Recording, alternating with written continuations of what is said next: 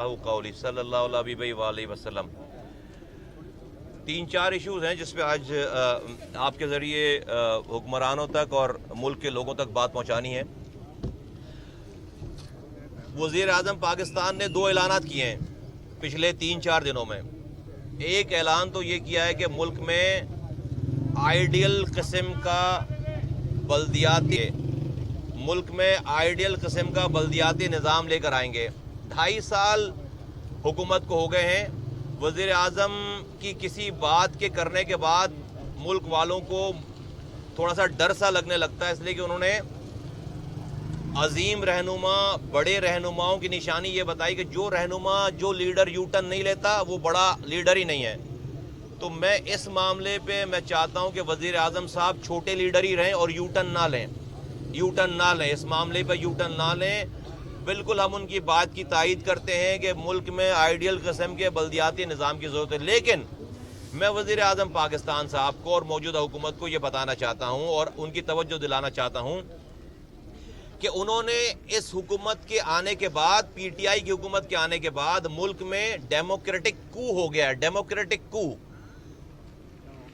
जो जमहूरी शब खून मार दिया गया है। कैसे?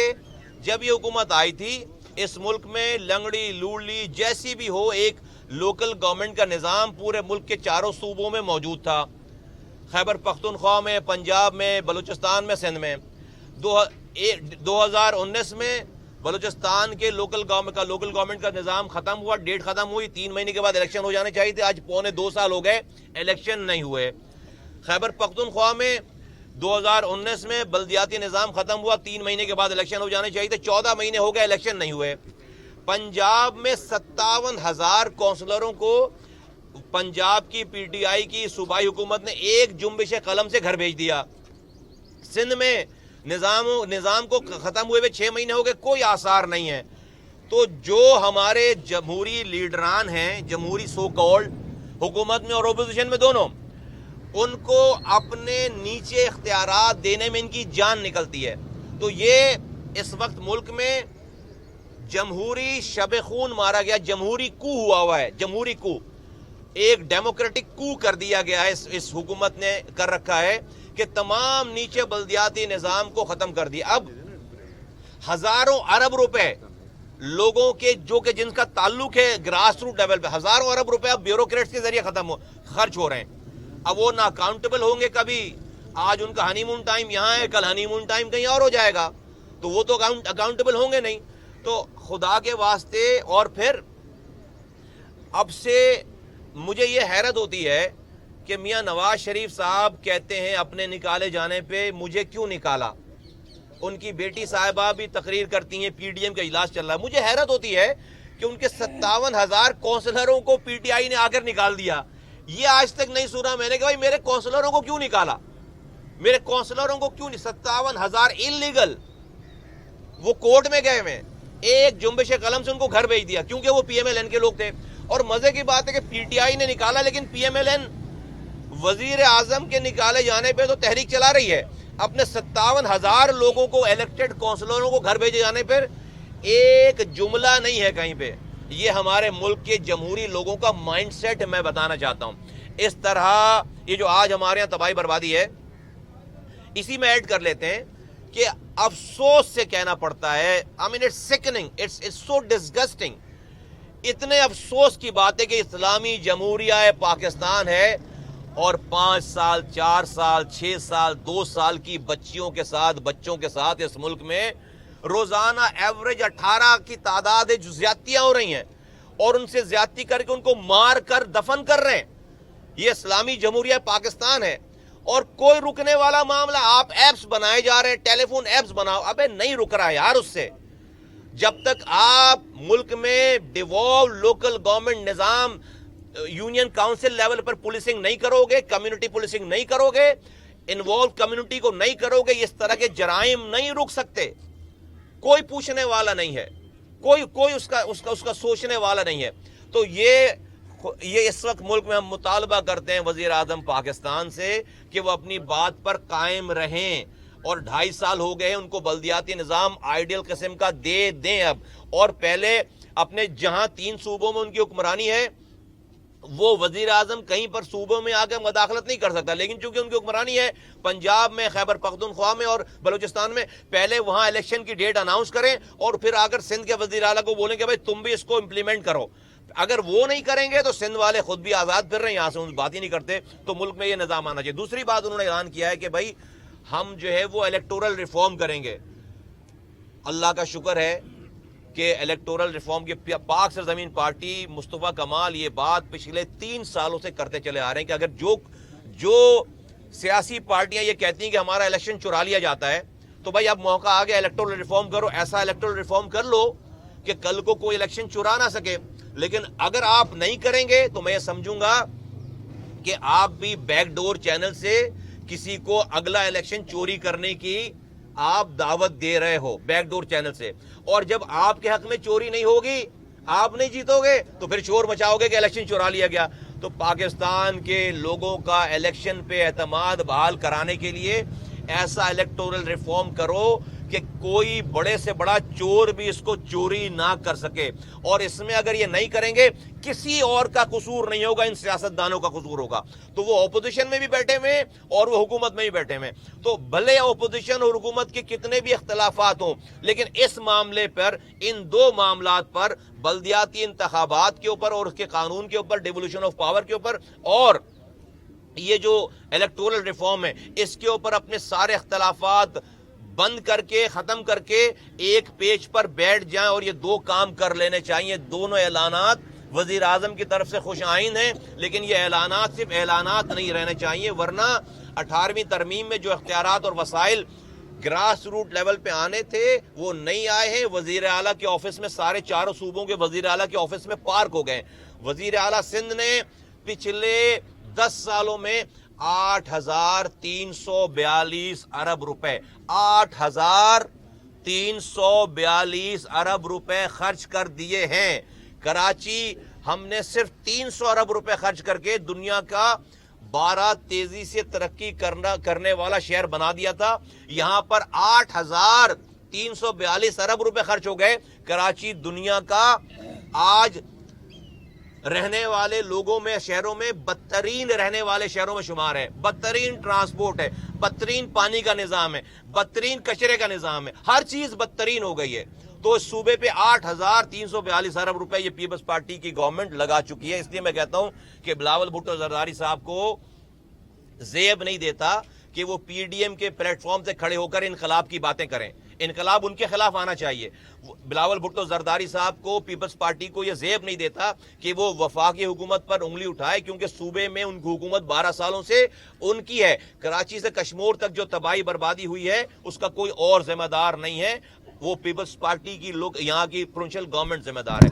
تیس کہ یہ جو نالوں کی صفائی کے حوالے سے محمود آباد میں کارروائی ہو رہی ہے کل، کیسے عقل کے اندھے لوگ ہیں. میں بول بول کر تھک گیا ہوں کہ بھائی آپ جب تک کسی کو الٹرنیٹ نہیں دو گے، جب تک کوئی اپنا مکان نہیں چھوڑے گا اور آپ کو خالی نہیں کروانا چاہیے. ریاست ماں جیسی ہوتی ہے، بھلے وہ نالے میں رہنے والا انکروچر ہو، اس کا اگر آپ گھر توڑ رہے ہیں تو وہ کہاں جائے گا؟ وہ کسی پارک میں جا کر بیٹھے گا، وہ کسی روڈ پر جا کے بیٹھے گا، کسی خالی پلاٹ پہ جا کر بیٹھے گا، وہ پھر جا کر کہیں پہ. بھئی وہ مر تو نہیں جائے گا نا. آپ اس کا گھر توڑو گے، اس کے پاس گھر نہیں ہے، وہ اپنے بچوں کو مار کر قبر کے اندر تو نہیں چلا جائے گا، وہ کسی جگہ جا کر بیٹھے گا. تو ریاست کیا نہیں دیکھ رہی ہے؟ عقل نہیں ہے کہ بھائی اس کو ہم یہاں سے نکال لیں تو یہ کہاں جائے گا؟ ریاست کی ذمہ داری ہے. اور اس کی مثال موجود ہے. لیاری ایکسپریس وے اس محمود آباد اور گجر نالے اور اورنگی نالے سے کہیں بڑا پروجیکٹ تھا. میں نے 90% لیاری ایکسپریس وے پہ کم سے کم 35 سے 38 ہزار مکانات کو میں نے بسے بسائے گھر کو گرایا تھا. ایک پتھر نہیں پڑا. کیوں؟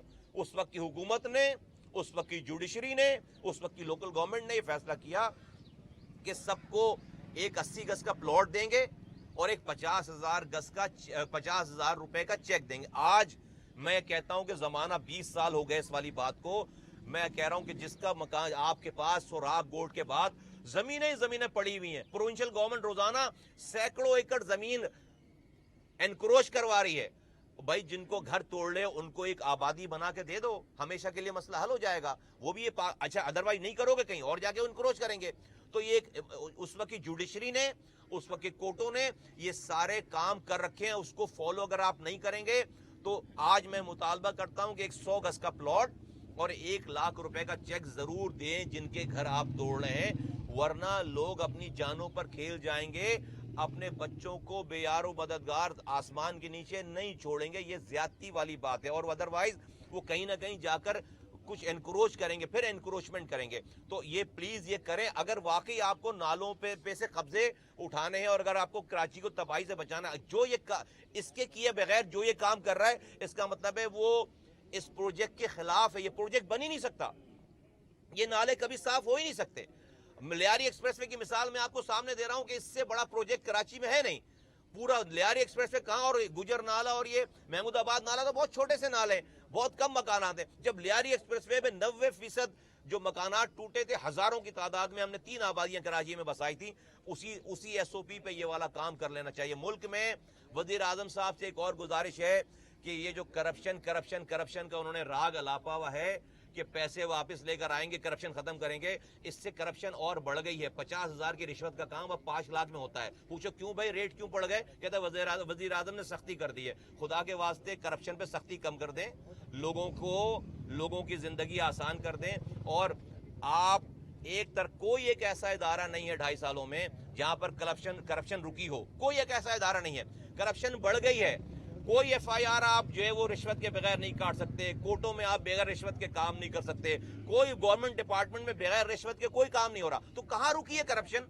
तो अभी की हुकूमत की मिसाल ऐसी है करप्शन के हवाले से कि भाई एक दुकान में 1 करोड़ रुपए का माल पड़ा हुआ है, 1 लाख रुपए की चोरी करके चोर आगे भाग रहा है, दुकानदार उस चोर को पकड़ने के लिए भागता चला जा रहा है, ना उसको पकड़ पा रहा है और पीछे 99 लाख का माल छोड़ दिया है। पीछे जो दूसरे चोर हैं वो सारे 99 लाख का माल लूट रहे हैं। तो भाई वो जो माल पड़ा हुआ है वो समझो कि हमारा मुल्क है मौजूदा, उस माल को बचा लो यार। हम जो 1 लाख की चोरी हो गई उसका नहीं पूछेंगे। जरदारी साहब पे जो इल्जाम है, नवाज शरीफ साहब पे जो इल्जाम है, वो छोड़ दो। जो अभी मुल्क लूट रहा है उसको बचा लो, उसको रोक लो। तो वजीर आजम साहब, जो माजी में चोरी हो गई है उसका हम नहीं पूछेंगे आपसे ये भी नहीं पूछेंगे आप 200 अरब डॉलर लाए या नहीं लाए। आज की जो चोरी हो रही है, खुदारा मुल्क चला लो, बैठ जाओ दुकान पर और मुल्क दुकान को संभाल लो और मुल्क चला लो। जो आज चोरी हो रही है इसको अगर रोक लोगे हम आपको सलूट करेंगे। बहुत शुक्रिया, थैंक यू। अच्छा, 1 मिनट जी आप 1 मिनट करते हैं, ये पहले मीडिया वाले बात कर रहे हैं। बिलावल के खिलाफ लोग लाएंगे, आ गया ना 8 नवंबर को, जहां पर 11 पार्टियों ने 18 अक्टूबर को जलसा किया था। हमने बताया कि कराची के ऊपर कोई बात नहीं हुई है, कराची के हवाले से कोई बात नहीं हुई है।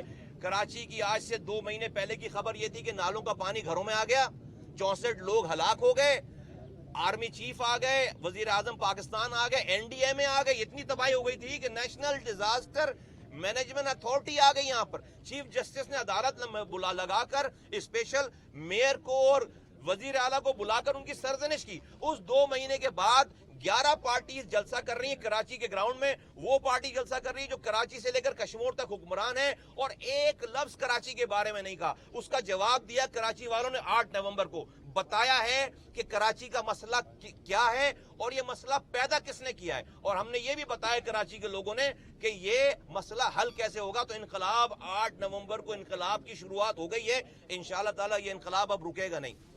साहब, आपने कहा कि 2.5 साल से जमहूरी कू है मुल्क में।